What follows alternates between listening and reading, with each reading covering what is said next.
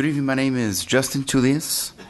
I am testifying on behalf of RAICES, the Refugee and Immigrant Center for Education and Legal Services, against SB 4. And also have you testifying for yourself, correct? That's correct, and on behalf of myself as well. Go ahead. Thank you all for the chance to share some context with you from my experience as an immigration lawyer, having practiced immigration law for close to 10 years. I'm an attorney with RAICES, the Refugee and Immigrant Center for Education and Legal Services.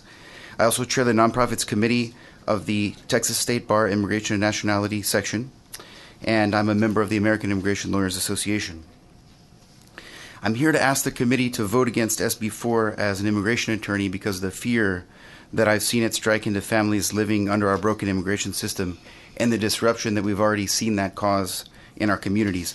And as some of the other attorneys I think have mentioned tonight, I've never seen this level of fear in our communities, both among immigrants and also their U.S. citizen family members.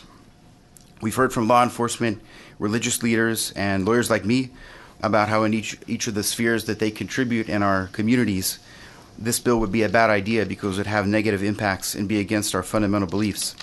But I'm not here to talk about that. I'm here to provide some brief context about what it's like for families living under a broken system and how that will be exacerbated by SB 4. Many of the families that I see in my office every day and every week providing consultations are left behind by realities that the federal immigration system doesn't recognize, by provisions like the 10-year bar and the permanent bar, which deny a route, leaving no path to legalization for thousands of families. They have simply no route, and these are the families who are now most afraid and would be most affected by SB 4. These are families that I work with who live in Texas, where our Texas laws protect and even require an intertwining of immigrant and citizen family members, neighbors, and community members, whether it comes to marriage, to child protection that's handed down by our courts, or medical care from our hospitals.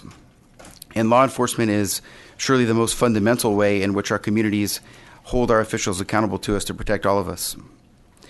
Here in Texas, our law enforcement is already free to fully collaborate with ICE, and it does that. And when we've heard of sanctuary term being applied to cities, in reality that's being applied to cities that are normal cities, who do the job of normal law enforcement.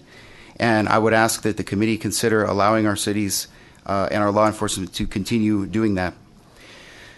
The danger of SB 4 in bringing in that broken federal system into our local communities and systems is to bring in all the unconstitutionality and all the challenges that we've already seen to the overreach of the federal government.